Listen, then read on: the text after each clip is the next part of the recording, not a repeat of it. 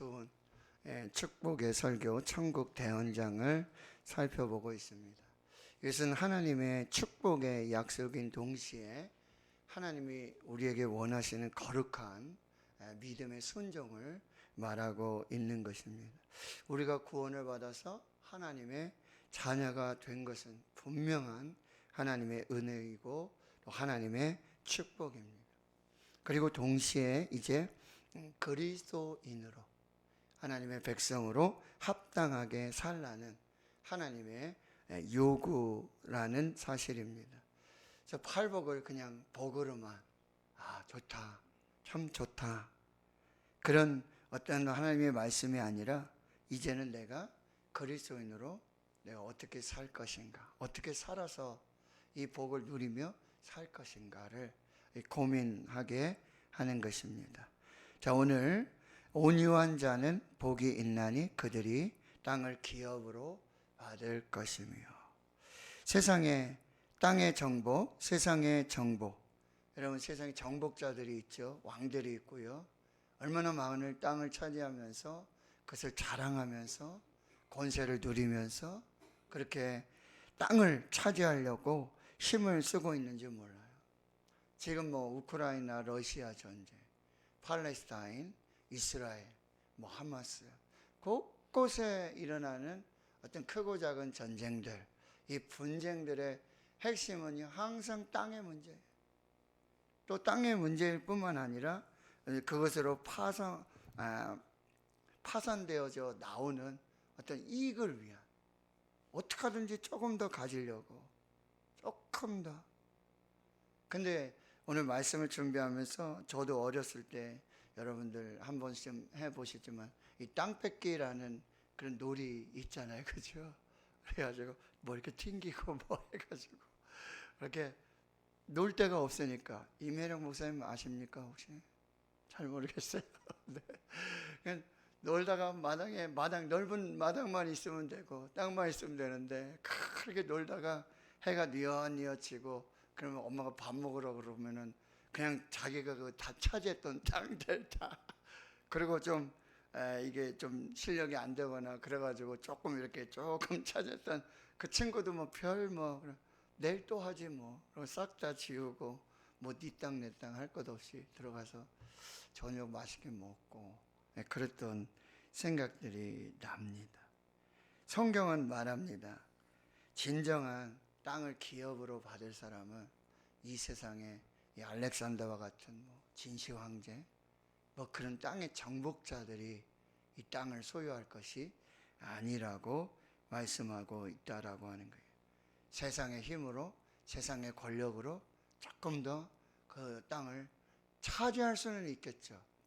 그리고 이 땅에 어떤 부동산 업자들이 얼마나 기민합니까? 어떻게 그런지 아는지 그 땅을 그렇게 해가지고 어떻게 하든지 한 평 더 늘리려고 애쓰고 수고하는, 톨스토이의 작품 중에서 그런 작품이 있잖아요. 하루는 와가지고는 네가 하루 종일 이렇게 밟고 네가 이렇게 돌아오는 그 땅은 다 너한테 줄 테니까 그렇게 하라고. 야, 이거 얼마나 참 횡재입니까?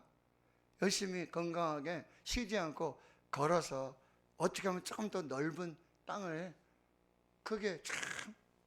그런데요, 이 사람이 길을 갔다가 어느 정도만 내가 돌고 와야지 하는데 걸으면 걸을수록 욕심이 나는 거예요. 조금 더 가야지, 조금만 더 가야지, 조금만 더 가야지. 그래서 가다가는 이제는 돌아가야 될 시간이 됐는데, 지금 가도 해가 질 때까지만 그 시간에 그걸 두지 않습니까? 빨리 돌아가면 되는데. 해가 저렇게 뜨는데, 여러분 해가 이렇게 뜨는 건 좀 느리지만 해가 빠질 때는 순식간에 빠지지 않습니까? 그래 겨우 헐레벌떡 시간 맞춰서 돌아왔어요. 온 힘을 다해서 돌아왔어요. 그럼 그 자리에 쓰러져서 그가 죽습니다. 그가 차지한 땅이요, 그가 누울 한 평의 땅밖에 되지 않았다는 거죠. 참 많은 교훈을 우리에게 주고 있는 것입니다. 시편 37편 9절과 11절 진실로 악을 행하는 자는 끊어질 것이나 여호와를 소망하는 자들은 땅을 차지하리로다. 그러나 온유한 자들은 땅을 차지하며 풍성한 화평으로 즐거워하리로다. 세상의 그 나라의 그 법의 특징은요, 정복자, 그 능력으로 권력으로 땅을 차지합니다. 이것이 이 세상 나라의 구조입니다. 그러나 오늘 예수님 말씀하세요. 하나님 나라의 놀라운 그 역사는 무엇이냐? 온유한 자가 땅을 기업으로 받게 될 것이다. 궁극적으로 마지막에 결코 그 땅을 차지하고 누릴 자는 온유한 자라고 말씀하고 있어요.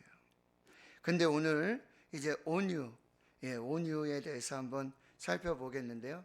이 온유는 크게 우리가 성경에서 계속 반복되는 것이 온유와 겸손이에요. 온유, 겸손 거의 같은 의미로 쓰여지는데 먼저 겸손을 한번 살펴보겠습니다. 에베소 4장 2절에 모든 겸손과 온유로 하고 오래 참음으로 사랑 가운데 서로 용납하고, 골로새 3장 12절 그러므로 너희는 하나님의 택하사 거룩하고 사랑받는 자처럼 긍휼과 자비와 겸손과 온유로 오래 참음을 옷 입고.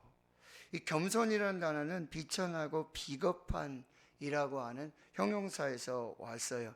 결코 그렇게 바람직한 용어는 아니었습니다. 자기 자신의 주장과 입장을 떳떳이 밝힐 용기를 충분히 갖고 있지 못한 사람을 일컬어서 겸손한 사람이라고 그렇게 불렀습니다. 그런데 그렇게 별로 좋지 않았던 이 단어가 기독교로 오면서 기독교 안에서는 전혀 새로운 의미로 사용되어지고 있는데, 예수님은 친히 자기 자신을 이렇게 말씀하세요. 나는 마음이 온유하고 겸손하다. 나는 온유한 사람이다. 나는 겸손한 사람이다. 내게 와서 배워라. 나의 온유와 겸손을 배워라. 사도 바울은 예수님의 인격적인 그런 성품의 특징을 이 온유와 관용으로 소개하고 있기도 합니다. 그래서 여러분, 겸손은 단적으로 말씀드리면 하나님 앞에서 마땅히 취해야 될 이 사람의 태도입니다.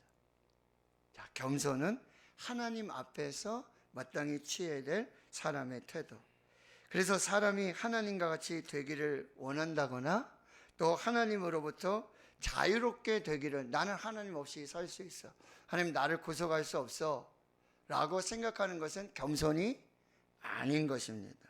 이건 오히려 최고의 교만인 것입니다. 내가 하나님처럼 돼야지, 나는 하나님 없이도 자유롭게 살 수 있어, 이거는 교만이라고 한다는 거예요. 그래서 인류의 최초의 죄가 뭐죠? 겸손하지 못해서 생긴 죄악이 되어지는 것입니다. 겸손이란 하나님 없이는 아무것도 할 수 없다는 것을 아는 것입니다. 아울러 하나님 없이는 아무것도 하기를 원하지 않는 것, 하나님 빼고는 살지 않겠다라는 의미, 그것이 진정한 겸손의 모습이에요. 그래서 예수님은 늘 이런 말씀을 하세요. 내가 아무것도 스스로 할 수 없노라. 내가 스스로 온 것이 아니니라. 내가 내 자의로 말하는 것이 아니라. 왜요? 예수님은 하나님이시잖아요. 하나님의 아들이시고 하나님과 동등되십니다. 그런데도 예수님은 항상 제1위 성부 하나님, 아버지 하나님 앞에서 자기 자신의 위치와 지위와 그 권세와 능력을 겸손하게, 하나님과 자기 자신, 이 관계를 겸손으로, 그리고 오직 하나님만 의지하는 이 겸손의 모습을 나타내주고 계신다는 거예요. 이게 겸손이라는 거예요. 하나님 앞에서 이 사람, 나의 그 삶의 태도. 그럼 온유는 무엇이냐? 온유는 이 사람들 간의 바른 태도를 말해주고 있습니다. 온유는 프라우테스 또는 프라우스라고 하는 헬라어를 쓰고 있는데, 첫 번째는 이 진정시키는, 이게 좀 낮추고 가라앉히고 그런 진정시키는 성질을 갖고 있는 사람이나 사물을 가리키고, 사람의 삶에 대한 비통, 분노, 원한을 품고 있는 그거를 좀 이렇게 진정시키는 그런 상태, 그런 사람, 그런 물질, 이거를 온유라고 얘기하고요.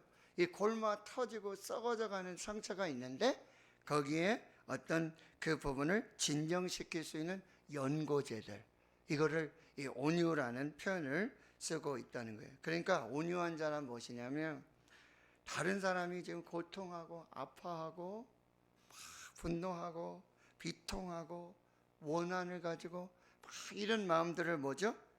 위로하는 사람, 진정시키는 사람, 이 사람이 온유한 사람이라고 말할 수 있고요. 또 하나의 온유의 의미는 야생의 동물들, 뭐 사자라든지 호랑이라든지 말이라든지요, 그렇죠? 아주 그런 동물들을 어떻게 하는 것입니까? 길들이는 거예요.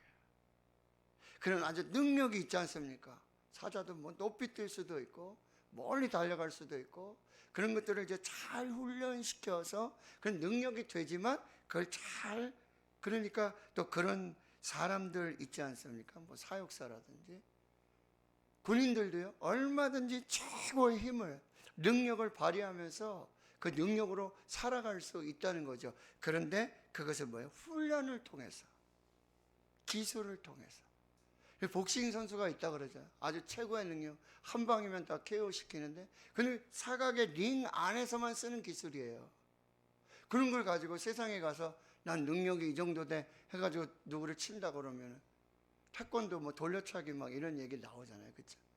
그는 그 경기장 안에서 룰 안에서만, 이와 같이 온유라는 게 그거예요. 이 겸손이라는 말처럼 어떤 비겁하고 자기 주장을 하지 못하고 그런 어떤 모습이 아니라 충분히 그리할 능력이 있어요. 권세도 있어요. 지혜도 있죠. 부도 있어요. 재능도 있고 기술도 있어요. 다 돼요. 뭐든지 다 할 수 있어요. 그러나 스스로 절제하는 거예요. 스스로 낮추는 거예요. 스스로 한계를 정하고 그 안에서 그런 많은 사람들을 섬기는 것, 그것이 온유라고 하는 거예요. 온유한 사람은 자기에게 잘못한 사람들, 여러분 산상수훈에 나오잖아요. 오른밤 치는데 왼밤 갖다 대고, 겉옷을 달라 하는데 속옷을 주고, 오리 가자 하는데 심리를 가지고, 누가 나한테 침을 뱉으면 아이고 감사합니다. 이것이 진정한 온유라고 하는 거예요. 자신의 의가 있죠. 자신의 권리가 있어요. 충분히 요구할 수 있어요. 왜 나는 왜 이렇게 공평하지 못하고 왜 이렇게 충분히 그 의와 권리를 주장할 수 있어요. 그럼에도 불구하고 누가 나한테 빚을 졌어요. 가서 빚을 요구할 수 있잖아요. 언제까지, 얼마든지, 아니면 뭐 이자 충분히 할 수 있어요. 그럼에도 불구하고 그 권리, 그 의를 다 드러내지 않고 겸손하게 하나님 앞에, 사람 앞에 서 있는 사람, 이 사람이 이 온유한 사람이에요. 예수님과 제자들이 이제 예루살렘으로 올라가는 길에 성질 급한, 성질이 불같은 야고보와 요한이 있어요. 형제잖아요. 사마리아 땅을 지나가는데 하나님, 예수님, 여기 불을 내려가지고, 하늘로부터 불을 내려가지고 이 사마리아 사람들 다 멸망시키십시오. 그리 되었으면 좋겠습니다. 근데 예수님은요, 그렇게 성질내고 그렇게 성숙하지 못한 이 제자들을 꾸짖으십니다. 그리고 사마리아에게 그들이 원하는 대로 보복을 해주고 그런 것이 아니라 그냥 돌아서 예루살렘으로 가게 되고죠. 그 마을을 떠나게 되는 거예요. 이런 온유한 모습을 보았던 베드로는요, 베드로전서 2장 23절에 욕을 당하되 맞대어 욕하지 아니하시고, 고난을 당하시되 위협하지 아니하시고, 오직 공의로 심판하시는 이에게 부탁하셨던 온유하신 예수님의 모습을 소개해 주고 있는 것입니다. 이사야 53장은 여러분, 예수님의 그 고난당하시는 예수님의 모습을 나타내 주지 않습니까? 53장 7절에 그가 곤욕을 당하여 괴로울 때도 그의 입을 열지 아니하였으며, 마치 도수장으로 끌려가는 어린 양과 털 깎는 자 앞에서 잠잠한 양같이 그의 입을 열지 아니하였도다. 그는 곤욕과 신문을 당하고 끌려갔으나 그 세대 중에 누가 생각하기를 그가 살아있는 자들의 땅에서 끊어짐은 마땅히 형벌받을 내 백성의 허물 때문이라 하였으리요. 그는 강포를 행하지 아니하였고 그의 입에 거짓이 없었으나 그의 무덤이 악인들과 함께 있었으며 그가 죽은 후에 부자와 함께 있었도다. 예수님 충분히 여러분 잡혀가실 때 12영이나 되는 하나님의 이 군사를 동원하실 수 있는 분이에요. 십자가에서 내려오실 수 있는 분이에요. 그 조롱을 받고 그 침뱉음을 받고 네가 만약 하나님의 아들이면 네가 저 사람을 살리면서 죽은 자들도 살리고 안전뱅이도 일으키고 그런 능력이고 무리를 걷는 사람이라면 십자가에서 내려와라. 그런데 예수님은 그렇게 하지 않으셨어요. 온유하신 예수님은 그렇게 하지 않으셨다라고 하는 거예요. 여러분, 이 온유함으로 살았던 신앙의 인물들이 있어요. 아브라함이죠. 이해할 수 없는 부르심이에요. 본토 친척 아버지를 떠나 이해할 수 없는. 근데 그 부르심에 뭐예요? 순종하는 것. 이게 온유예요. 자기 조카 재산 분쟁이 일어나잖아요. 뭐라고 얘기합니까? 먼저 네가 우하면 내가 좌하고 네가 좌하면 내가 우할게. 그것이 온유라고 하는 거예요. 네 아들 사랑하는 독자 이삭을 모리아산에 번제로 드려라. 아니, 하나님이 그런 하나님이십니까? 자기 의를, 자기 권리를 그럼에도 불구하고 아침 일찍 순종하여 나아가는 것. 이것이 온유라고 하는 거예요. 여러분, 지난주에 말씀드렸지만 요셉이요, 형들의 질투와 그 상황 속에 여러분 노예로 팔려가고요, 결국 감옥에 갇혀요. 하나님이 그를 높이셔서 총리가 되게 하셔요. 근데 그 형제들 앞에서 모든 것이 드러나고, 그때 애굽의 총리죠, 바로 다음이에요. 2인자예요. 형님들 당장 오게. 그 재산 다 몰수하고 그 자손의 자손까지도 얼마든지 다 할 수 있는 사람. 그러나 그는 형님 앞에서 뭐라고 얘기하죠? 당신들 나를 팔았다고 근심하지 마십시오. 당신들이 팔아서 내가 여기 있는 게 아닙니다. 하나님이 나를 먼저 이곳에 보내셨어요. 이렇게 하신 것은 당신들이 아니라 하나님이십니다. 당신들은 악한 일을 계획하고 했지만 이거 하나님이 손으로 다 바꿔주셨습니다. 나는 하나님을 대신할 수가 없습니다. 나는 하나님이 아닙니다. 이것이 진정한 온유라고 한다는 것입니다. 모세를 이렇게 표현하죠. 민수기 12장 3절에 이 사람 모세는 온유함의 지면의 모든 사람보다 더하다. 여러분, 이스라엘 백성들이요, 뭔 일만 있으면 돌을 듭니다. 배고파도 돈을 들고, 더워도 돌을 들고, 추워도 돌을 들고, 뭐가 조금만 그러면 돌을 들고 누구에게 와요? 모세에게 달려오는 거예요. 죽어요. 맨날 죽을. 여러분, 혼자 있는데요, 이스라엘 200만 명이에요. 예? 혼자 있는데요, 모세는요, 그거 다 어떻게 해요? 모세는 오직 하나님께 엎드리는 거예요. 이것이 여러분 온유입니다. 그리고 모세를 비난하다가요, 그 누이하고요, 그렇죠? 그러다가 하나님은 바로 문둥병을 내려버리시잖아요. 하나님의 종, 지도자, 하나님이 그렇게 살리실 수 있어요. 근데 하나님 앞에 엎드린 이 모세, 온유함이 지면에 모든 사람보다 흥했던 모세를 하나님이 그렇게 세워주시는 거예요. 여러분, 예레미야 말만 전하면 하나님의 말씀대로 전하는 거잖아요. 너희들 이제 바벨론을 간다. 70년이 가면 돌아. 누구도 듣기 싫어하는 말씀이에요. 전해요. 옥에 갇혀요. 채찍에 맞아요. 조롱을 받아요. 또 예레미야는 하나님만 바라보는 거예요. 이것이 온유예요. 여러분 다윗을 보세요. 사울이 얼마든지 죽일 수 있어요. 능력이 되잖아요. 동굴에 갇혀 있는데 사울은 잠자고 있어요. 칼이 있어요. 죽일 수 있어요. 그러나 원수 갚는 것을 하나님께 맡기고 그 칼을 도로 꺾고 옷자락만 자르고 그리고 그를 살려주었던 사람이 다윗이에요. 이게 다윗의 충분히 능력이 돼요. 기회도 왔어요. 아무도 몰라요. 할 수 있어요. 그런데도 하나님을 기억하고 하나님 앞에서 이것이 온유라고 하는 거예요. 여러분 온유한 자는 자신의 권리를 주장하지 않습니다. 그런데 세상은 뭐죠? 야, 네 권리잖아. 네가 주장해. 너 충분해. 너는 그런 능력 돼. 네가 그렇게 얘기해도 아무도 누구한테 말하지 못해. 그러나 성경은 예수님은 온유한 자는 그렇게 사는 게 아니다라고 하는 거예요. 온유한 자는 잠시 실패할 수 있습니다.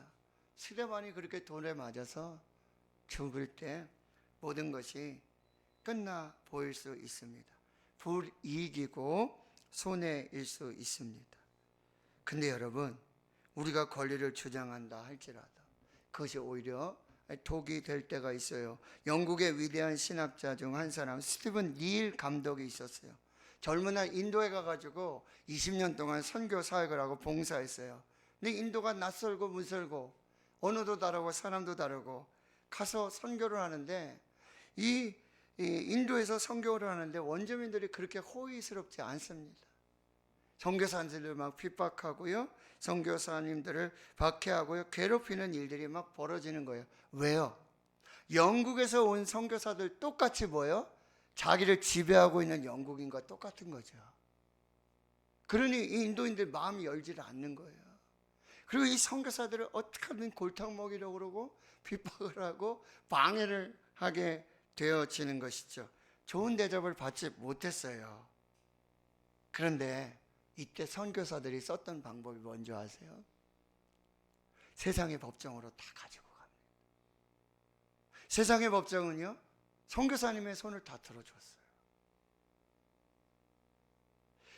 그 세상의 법정의 승리로 60년간 선교사님들은 별 피해 없이 뭐 문제 있으면 다 세상의 법정에 가져가서 다 복음을 전한다 그러면서 예수 전한다 그러면서 선교사님들이 다 60년 동안 세상의 법정에 가서 다 해결을 받고 편안하게 그러면서 복음 전하면서, 근데 그 60년 동안 그 마을에서 단 한 사람도 회심자가 없었다라고 하는 거예요. 오히려 자기의 권리를 주장하고 자기의 의를 드러내고 그리스도인들이, 선교사님들이 세상의 법정에서의 승리, 그 60년 동안 아무도 넘을 수 없는 그 영적인 장벽을 만들어 놓았다라고 하는 것이죠. 영국 선교사님들은 이긴 줄 알았죠. 착각하고 있었죠. 그러나 더 중요한 거, 진짜 중요한 거, 그 마을 사람들이 하나님께로 돌아오고 예수님께 돌아올 수 있는 모든 근원적인 이 모든 것을 차단하고 막는 장벽이 되었다라고 하는 거죠. 온유한 자요, 실패한 자 같습니다. 아무것도 이루지 못한 자와 똑같습니다. 예수님의 모습이 그렇지 않습니까? 이런 모습은 역대하 25장에 유다왕 아마샤라는 사람이 왕위에 즉위를 했는데 세일족과 싸움이 벌어지게 되고 자신의 군대가 열세인 것을 깨닫고 이제 당시 원수지만 북이스라엘의 이 왕들에게, 이스라엘에게 용병을 고용합니다. 은 100달란트. 굉장히 큰 돈이지요.